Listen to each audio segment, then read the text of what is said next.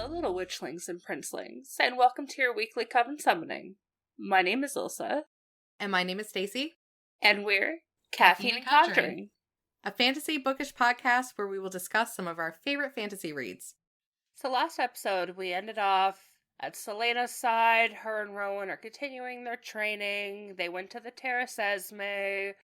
She's still having a little bit of trouble controlling her powers. She incinerated the entire surrounding area that they were in. And then from Kale's side, he's preparing to meet with Adian, and he is reflecting on his past and complicated feelings. And that brings us right into chapter 30. And before we get too far into the episode, and I'll always forget to say this at the beginning, make sure that you've read Throne of Glass, Crown of Midnight, Assassin's Blade, and the first 39 chapters of Heir of Fire, because we will talk about anything and everything, and we don't want to spoil it for you. So another thing that happened at the end of the last chapter is that Adian, Kale, and Ren were in a fight. And Ren was badly injured, and right before he blacks out, he mentions that he knows somewhere safe to go. So we're kind of left on a cliffhanger there after the last episode. So right into chapter 30, Kale and Adian help the injured Ren to an opium den. The den's madam recognizes Ren and quickly leads them to a private area. They treat Ren's serious belly wound, and the madam disguises Kale and Adian as opium users to blend in. Soldiers search the den, but Adian's convincing act fools them. An hour later, Murtaugh arrives and reveals that they don't know who attacked Ren or why, but the attackers wore uniforms with the royal sigil. Murtaugh explains that Ren has a network of informants, and any of them could have betrayed them. He also mentions that they've been homeless and moving from place to place. Murtaugh outlines the theory he and Ren have developed about how magic was suppressed. They believe it was done via a spell cast from specific points, forming a triangle across the continent.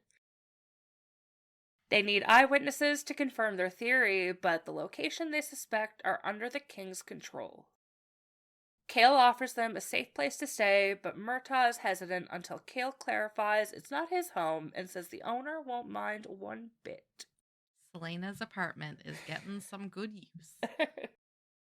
Chapter 31. This chapter focuses a lot on Manon's struggle to get Abraxas to fly. It begins with her attempting to feed Abraxas.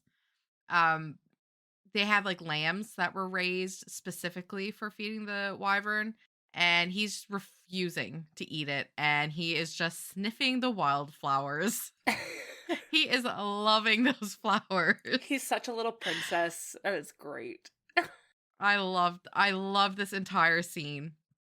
But Manon realizes that like there's something off with the lamb. The blood tastes off. It's just all wrong. So she attempts to hunt some fresh game for him. And she does successfully bring down a mountain goat, with a little bit of struggle. But she does it. I love how Sarah's like she described it like, oh yeah, the goat ended up like falling down the cliff and smashing its skull on a rock. Yep. Food is food. Yep. Yeah. But I mean, Abraxas didn't mind. He devoured it anyways. But he resists returning to the wyvern pens. He does not want to go back. But back at the Northern Fang, Manon, she's reprimanded by her grandma because she's not airborne with her 13 yet. She's given an ultimatum. She has to fly by tomorrow evening or face severe consequences. I believe she says like she'll find a new wing leader. Yeah. Like she's not friggin' around. Nope. So Manon then takes Abraxas to the mountain peak, intending to force him to fly. But she tries the easier eastern side, but Abraxas refuses to cooperate, and instead showing a strange fear or like reluctance to fly in general. Manon is desperate and she decides to mount him despite his resistance, and she manages to get into the saddle, but Abraxas bucks and thrashes violently. He's attempting to throw her off. He unexpectedly heads toward the dangerous western edge of the cliff, a sheer drop. Despite Manon's attempts to control him, he loses his footing, and they both just plummet into the abyss. What a visual this whole scene was. Yep. Stress through the roof. Right into chapter 32, they are plummeting off the cliff. While this is happening, Manon desperately clings to the saddle, bracing for impact. Just as they're about to crash, Manon screams at Abraxos to open his wings. Surprisingly, he obeys, catching an updraft and soaring away from the ground. They ascend rapidly, and Abraxos flies through the clouds, enjoying some newfound freedom. Manon's also sharing in the joy. That was so sweet to read when she, takes that moment, she puts her hands up in the air, the free-falling feeling, and they're both just in their glee. Do you know what I was imagining through that whole scene? Harry Potter and Buckbeak. That whole scene, I was just picturing Harry Potter across the lake on Buckbeak. I'm not mad. So the chapter then shifts to the following morning, where Manon, now with a slightly better flying Abraxos, assembles the 13 at the mouth of the canyon. She starts some intense training, demanding that they fly in tight formation every morning until the war games. Manon emphasizes unity and obedience, instructing the witches to ignore any territorial disputes between their wyverns and to focus on flying as a cohesive unit through the challenging canyon. She sets a demanding pace, leading them into the canyon and initiating their intense training. That was my favorite quote. Yeah. I have that highlighted too, and it's from when they're falling, and it's this straight quote from the book. Manon's stomach went from her throat right out of her ass. Same, girl, same. I would have died. Yes. There would have been a lot more than just my throat coming out of my ass. Yep. But I like when she's talking about how the training is going to go and them flying. She's just let the wyverns figure out their own hierarchy, I guess is the best way to put it. In chapter 33, Selena struggles with controlling her magic. That is very consistent. She's consistently failing to light the candles without causing destruction. But despite this, she persists. She spends her evenings listening to Emerus's stories, and she actually starts to ask about Queen Maeve. She asks Emerus to recount all of the stories he knows about her. So he tells her that she and her sisters, Mab and Mora, used to rule the fairies before the latter fell in love with human men, and gave up their immortality. During one evening, a mysterious golden-haired man appears. He transforms from a mountain cat into a human. Or fae, I guess, not really human. Rowan greets him, and Selena learns that his name is Gavriel. Gavriel? Gavriel, yeah. Gavriel. And she's getting a little jealous and curious as Rowan and Gavriel share a private moment. And later, she decides to bring them food. But she, interrupts Rowan tattooing Gavriel. And it's this really, intense scene because she could tell how, pained Gavriel is. Not, of the tattoo, but just, grief, Yeah. I guess. And the tattoo is very, it looks a lot like what Rowan's tattoo is. But Rowan, very coldly dismisses her. He doesn't want her there. Get out! Yeah. It reminded me of the Beast in Beauty and the Beast when she's in the east or the west, Yeah. the west wing, and he's like, "Get out! Get out!" That scene always scared me when I was little. Yes, that is a good description of that scene. But she does confront Rowan about his dismissive behavior, and she reveals that she was like really lonely, and um she didn't like how he left her in the kitchen. She said that, like, she was like, "You left me." And he just like instantly rejects her. He's just like, he doesn't care about her. He wants nothing to do about her or with her. It was harsh. That scene, I was like, oh my God. Like, I feel so bad for Selena. Or Aelin, Selena. I'm always going to call her Selena. So, obviously, she's super hurt about this. It, like, plunges her back into another state of just emotional numbness. I got that, like, the feeling of, from Twilight, from New Moon, when the months are just going by. This is what I'm picturing. But like that small spark of hope that she had is just like gone, just extinguished.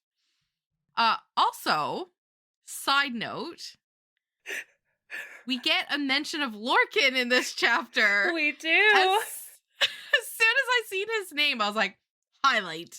Because when Gabriel enters, he like says something along the lines of he's been looking for Rowan for like 6 weeks. Yeah. And he says, Vaughn said you were at the eastern border, but Lorcan said you were at the coast inspecting the fleet. I was like, highlight. I'm so excited. I love recognizing names. So on to chapter 34. So, still reeling from Rowan's harsh words, Selena goes through the motions of her day in a numb state. However, when Malachi presents Emrys with a knife from Eelway, a place connected to Nehemia, Selena's emotional dam breaks. She lashes out at Emrys, Malachi, and Luca, and her grief and anger are erupting. So later on, Rowan, having witnessed Selena's distress, reveals to Emrys that he knows Selena's true identity as Aelin Galathinius, the daughter of Evelyn Ashriver. Emrys urges Rowan to help Selena, seeing her as a symbol of hope, and this is the conversation that I had highlighted from this chapter, because it just hit so hard. And for anyone who's read the entire series, it's probably going to hit a little bit harder. But it still hits hard even just reading it as is. I also liked how Emrys, I believe it was Emrys, spoke about how Evelyn was there and he recognized Aelin like right off the bat. Yeah. Those Ash River eyes. The eyes! The eyes. The eyes. It's always the eyes. So, the quote, which is basically an entire page, but Rowan took a step towards it, nodding his greeting, but the old male looked him up and down and quietly said, "What are you doing?" "What?" Emrys didn't raise his voice as he said, "To that girl, what are you doing that makes her come in here with such emptiness in her eyes?" "That's none of your concern." Emrys pressed his lips into a tight line. "What do you see when you look at her, Prince?"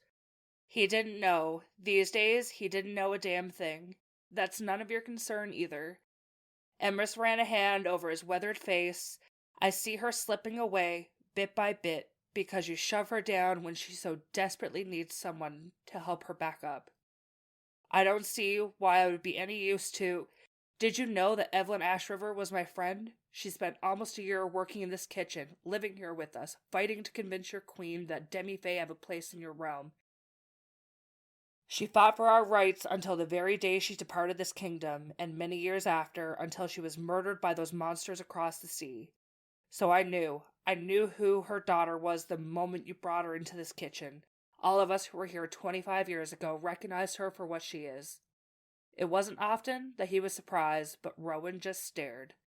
She has no hope, Prince. She has no hope left in her heart. Help her, if not for her sake, then at least for what she represents. What she could offer us all, you included. And what is that? He dared ask. Emrys met his gaze unflinchingly as he whispered, a better world. Ooh. Ugh. Like, yeah.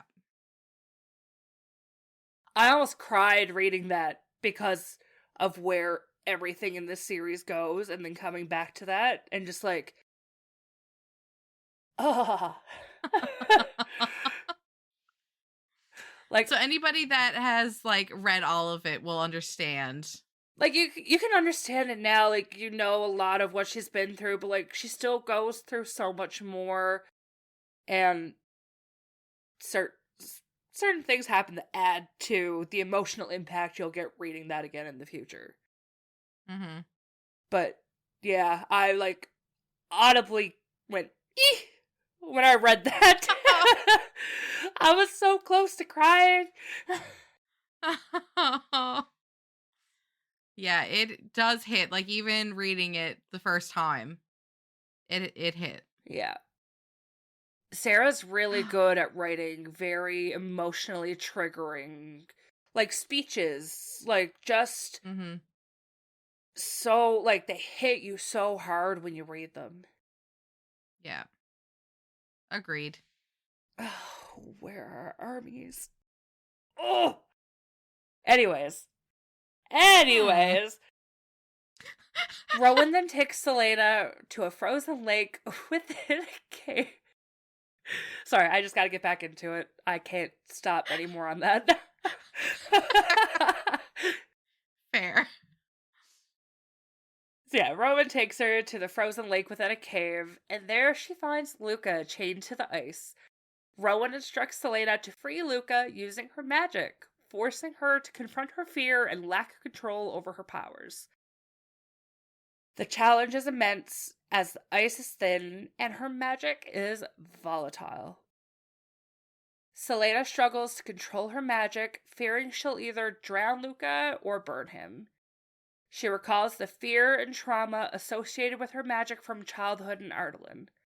Despite her fears, she manages to use a controlled thread of her power to melt the ice around Luca's chains, freeing him. But just as they're about to leave, she notices a giant red eye staring up at her from beneath the icy water. That part, like, gave me, like, goosebumps when I read it. Yeah. Oh. Yes. Chapter 35. So this is like a really big epic scene where they're escaping the monster that's beneath the ice. And I thought Luca was going to die in this part because they kept mentioning like how dangerous it was for him. He's just a kid. Yeah, right? And he's just like, where's the food? I want food. Yeah. So I was like, oh my God, they're going to make us love Luca because he's this innocent, sweet little, I don't know. I know he's not a child, but young man, young fae. And I thought that she was just going to rip him away from us. But of course, you know, she didn't. Rowan throws Selena a weapon, which is a sword with a ruby on the handle and a ring from the scabbard.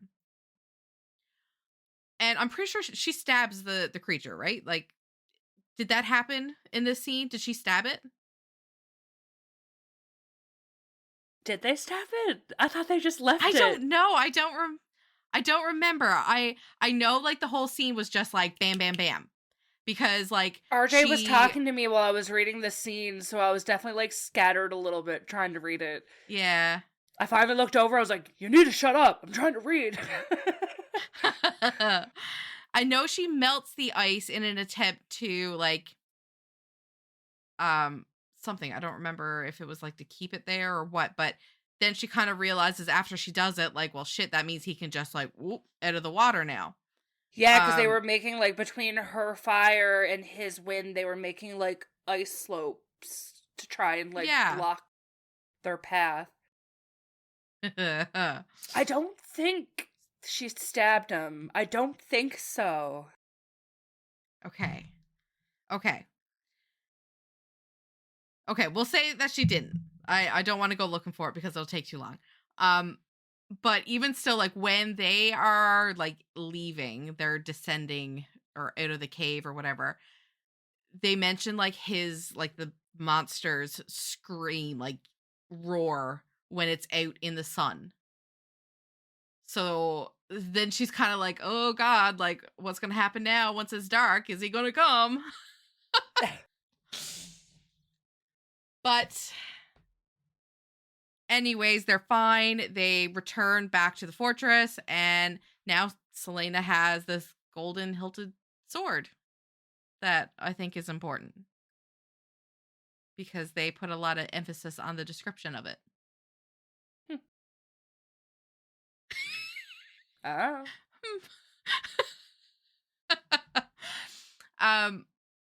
Yeah, and then she goes for Rowan. She is just claws out. She's pissed at Rowan. I thought I had it highlighted, but I don't. But like the way that she's like, how dare you put people in danger? Yeah.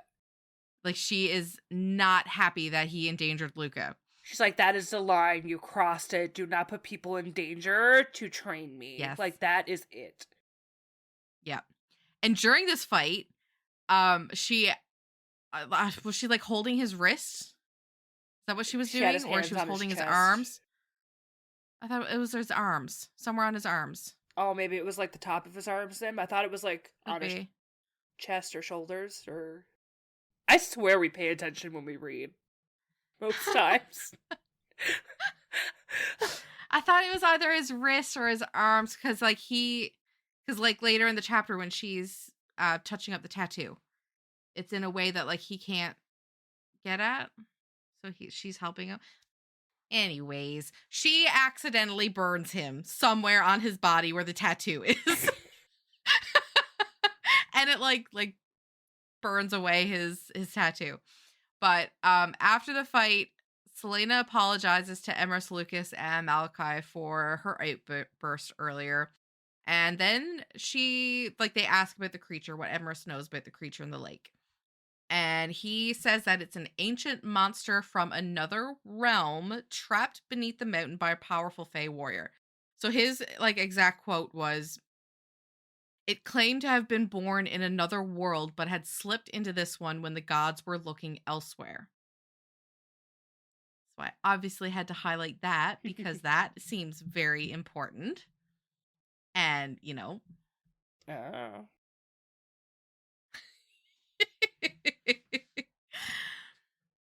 So later that night, Selena visits Rowan's room to give him the salve for his burns. And during their conversation, Rowan reveals his tragic past. He tells her all about his mate, Lyria, and their unborn child, who were murdered while he was away at war. So he goes on to explain that he was so just eyes to, going to war that he didn't even notice that his mate was pregnant at this time. Yeah. That's very sad. And then he explains how he lost himself in grief and he bound himself to Maeve with a blood oath. So he was off the rails for, 10 years? I think he said. Yeah. There was 10 years where he just was existing, hoping for death, but too much of a coward, I think, to take his own life is basically what he said. But Rowan suggests that they might find their way back from their shared grief together. And as Selena agrees, she takes his hand.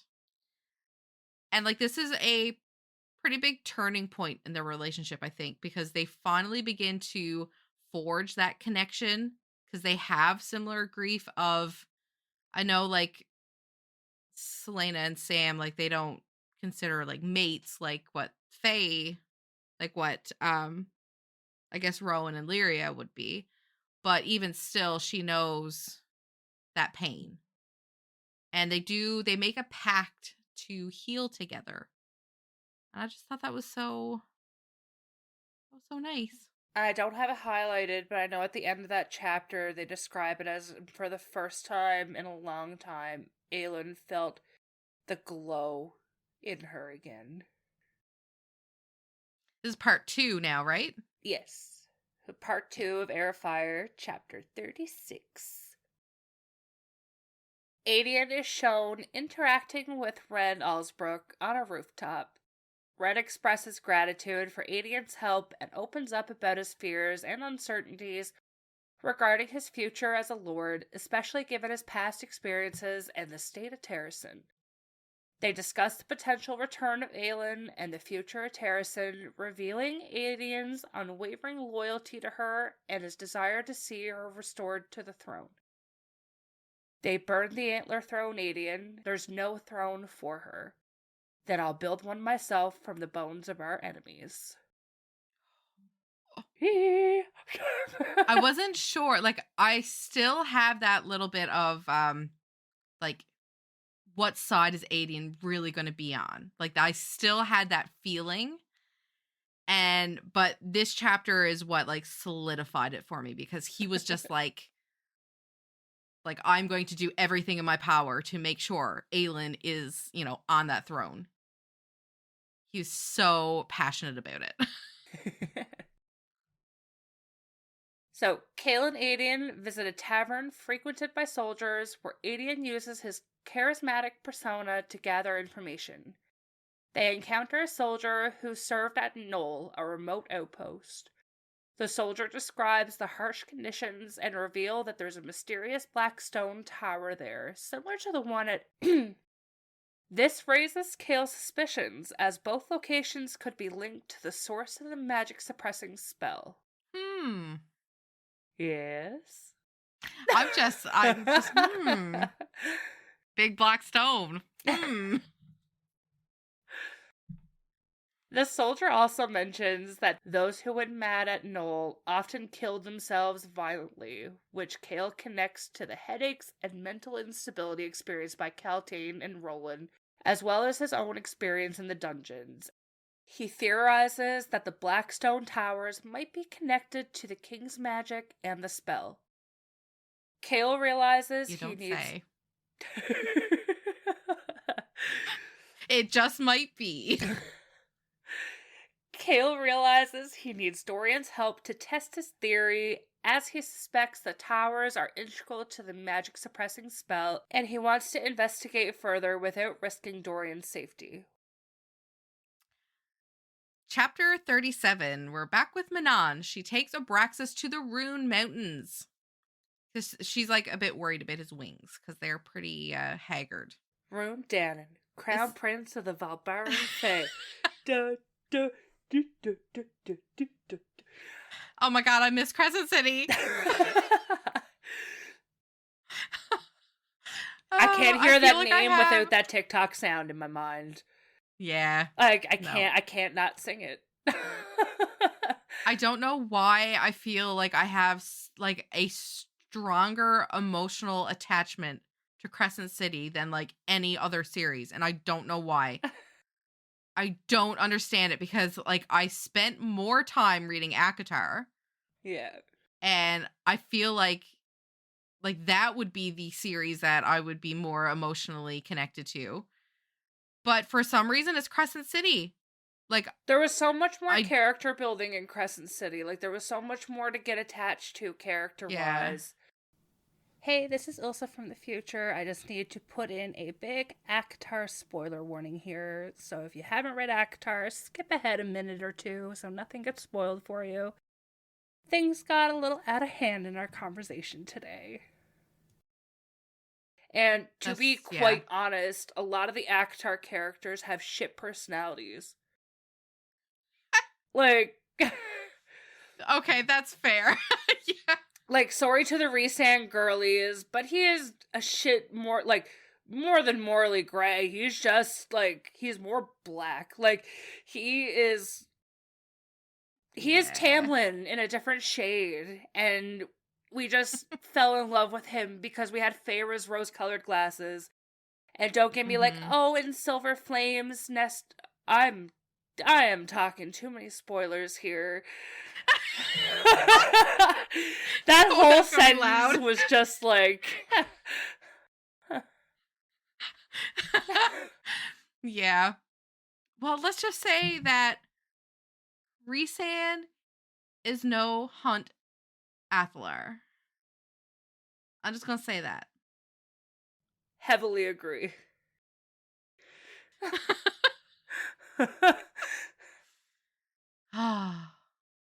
Rhysand ain't got nothing on most Sarah men. That's true too. That's true.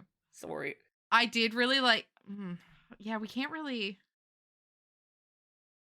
There's so many spoilers. Yeah, even just like oh shit.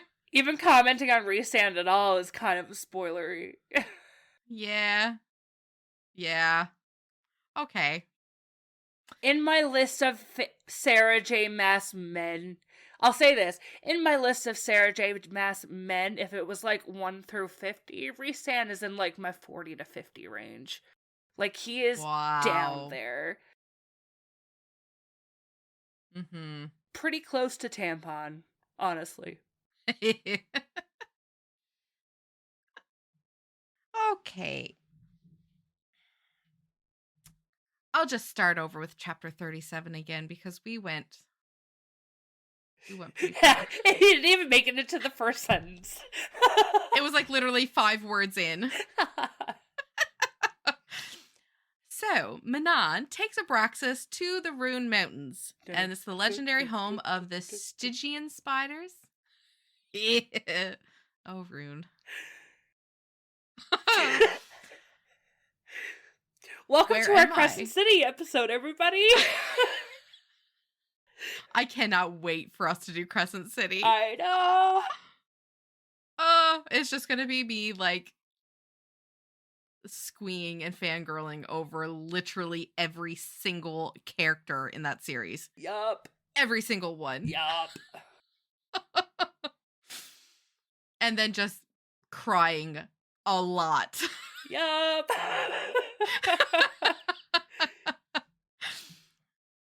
Okay. Back to Throne of Glass. What?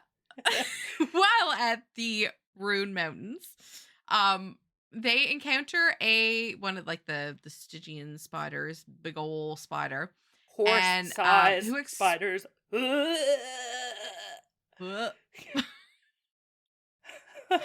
So the massive spider expresses interest in Manon and Abraxas, and Manon bargains for 10 yards of spider silk. And we already know that this shit is expensive from Assassin's Blade. Because Buddy had to, like, give up, what was it, 10 years of his life, or... Yeah. And they mention that here, too. They talk about that merchant. Yes. Yeah. I thought that was the same crossover. Mm-hmm. So she bargains for 10 yards of the spider silk because she needs it to reinforce Abraxos' wings. God, the names. During the negotiation, the spider reveals knowledge of the wastes and the current High Queen, which Manon vehemently rejects. And the spider then attempts to bargain for Manon's beauty, intending to use it to win a king. Manon, while not valuing her beauty, refuses to be cheated and inspects the silk. And she does find a flaw in the silk, and she feigns disinterest in the bargain. And when the spiders become aggressive, Abraxos uses his tail to strike them, sending them into the ravine below. This was like, I did not see this chapter going this way. Imagine just seeing like a dozen horse-sized spiders just like falling off a cliff. Yep. Yeah, it like to me it was like the visual of is it like the sheep? I don't know where, but they all when they all run to the cliff and just like drop to their death. I don't know why. I mean, I know that's not what happened, but that is what I visualized. So, yeah, Manon sees the opportunity. She takes the silk and she escapes on Abraxas. Um, this chapter was like peak Manon and Abraxos. Like the way that they work together and like his power and loyalty. And then Manon's like super cunning. And she's just like, no, the silk is flawed. Oh, I just loved everything about this chapter. Yeah. And especially the falling spiders. Die, motherfuckers. Yep. Kill it with fire or tail swipe into the ravine. So in chapter 38, Manon successfully has the spider silk grafted onto Abraxas' wings, significantly strengthening them. She prepares to attempt the dangerous crossing with Abraxos despite the risk. Astrid and Sorrel insist on being present to rescue Manon if needed. However, Abraxos becomes terrified and refuses to fly. Iskra, the yellow, but also so good. Like, yes, it was the way very it played like, out. Yeah. Like, it was so good. So Iskra, the rage-inducing yellow legs heir, attempts to force Abraxos with a whip, resulting in Manon brutally attacking Iskra to defend her mount. She even says, like, before Iskra whips Abraxos, Manon even says, like, don't use whips. Yeah. She was, like, very strict on that. She's like, no. But, yeah, carry on. The fight is intense and bloody, showing Manon's ferocity and protective instincts towards Abraxos. The following day, Petra, the Blue Blood heir, visits Manon and offers her a goat leg for Abraxos, claiming her wyvern wanted to share. This leads to a tense exchange where Petra hints at the possible connection with her wyvern, suggesting a deeper bond than Manon acknowledges. Manon remains wary and refuses the offering, throwing it in the trash. I love that. Yeah. Trust no one. Yeah. The last chapter. I feel we ended this on a pretty calm chapter. Yeah. Like, this is a pretty good chapter to end off this week's episode. We find Selena and Rowan. She's questioning him about his tattooing experience. And he shares that he learned the skill in war camps. And the conversation takes a personal turn as they begin to exchange details about their families. So Selena tells Rowan that her parents are dead and that she had a cousin, Adian, who is now a general in the king's army. Rowan presses Selena about her reluctance to reclaim her throne, and she confesses that she sees the crown as another set of shackles. And I never really thought about that before this chapter, that Selena would look at it like that this crown is literally just another thing to shackle her. Yeah. I know it's obvious now, but I just never really thought about it before. I thought that she would be so like gung-ho on I don't know, just being queen. But obviously not. She shows him the scars on her wrist from the shackles she wore as Arobyn's assassin and later in Endovier. Selena also explains her reasons for staying with Arobyn, her desire to disappear, and her ambition to become skilled at inflicting pain, which she saw as a way to protect herself. She acknowledges her capacity for violence and the darkness within her. Rowan, in turn, says that they are not just friends. This was a pretty cute little comment that he says about how they're not just friends, but he also knows that their evolving relationship is complex. He asks that she gives him the same space and understanding that he is granting her so they can just figure it out. I really like that. And of course, this chapter ends with their breath mingling.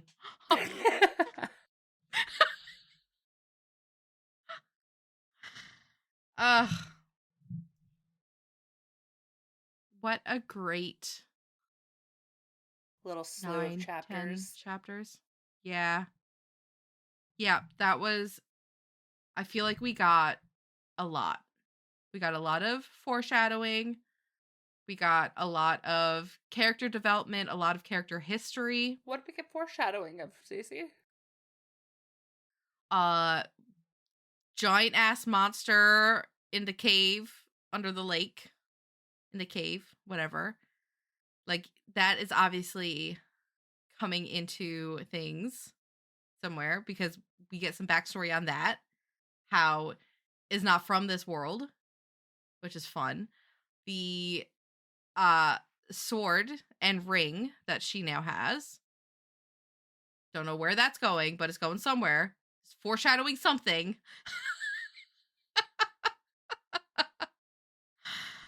But yeah, I don't know. I don't know. I still feel like there's obviously a lot more that we're going to get. Obviously, I mean, we're halfway through the book. But oh, I also liked how, and I don't know if it happened in any other chapters, but we did get Rowan's point of view in these sets. So I don't recall if it happened before now or not. No. It didn't. So this was the first. I forgot to mention that when we were doing the notes, but yeah, we finally got a little bit of his insight, or insight into him. Yeah.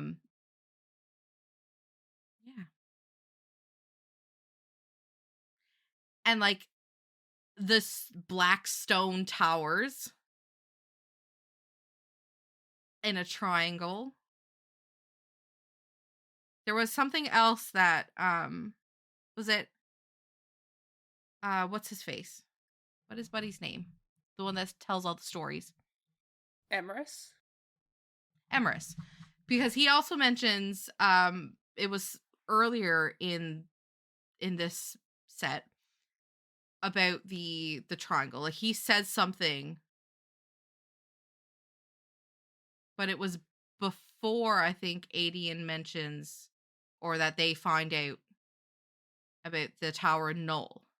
And I should have highlighted it, because it was something that Emerus said, and it was before, because I didn't notice it until I was going back and reading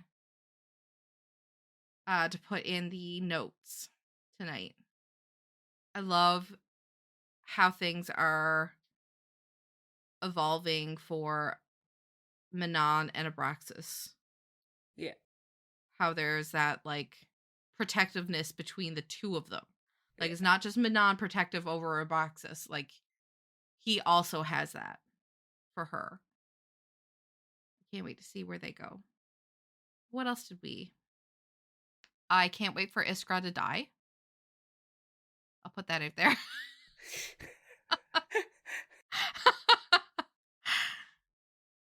I'm not a mean person, but she whipped the baby.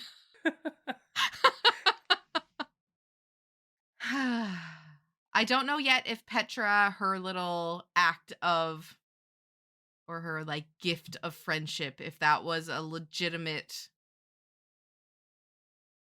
I don't know. I don't know if that was, like, legit her being nice, or if she has ulterior motives, whatever the word is. There we go. Yeah. Yeah. Look at me remembering words that aren't but and and a lot of likes. Yep. I don't know why I add that so much. Likes for both of us. I can't help it. My brain needs that to buffer. We didn't get any Dorian. No. But I think chapter 40 starts out with Dorian. I read that much. Just like the first sentence. Oh.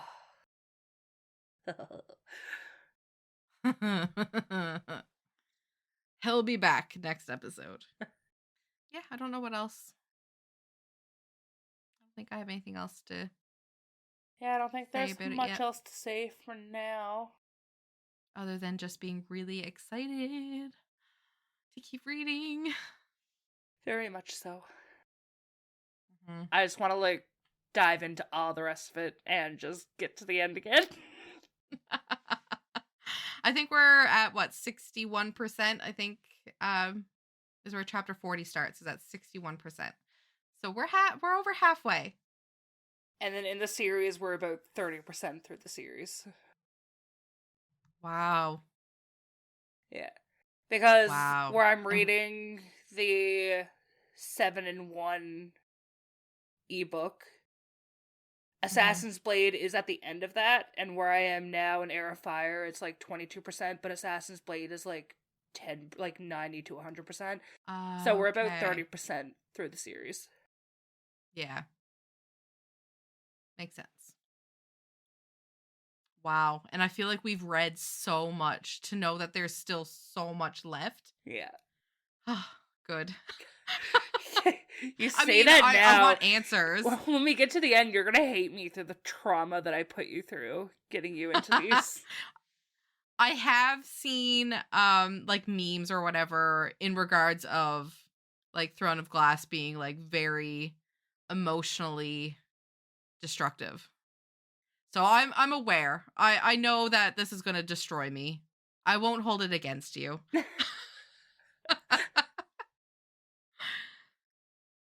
I'm just waiting for Queen Maeve to get back into the story. Well, until next time. We have a date with Dorian now. Yes, we do. That's a perfect thing to read before bed. Oh, yes. You can't, though. You gotta go out. I can multitask. And with that, our coven summoning comes to a close. Don't forget to hit the subscribe button on Spotify or Apple Podcasts. And follow Caffeine and Conjuring on Instagram and TikTok to stay up to date on our journey through Throne of Glass.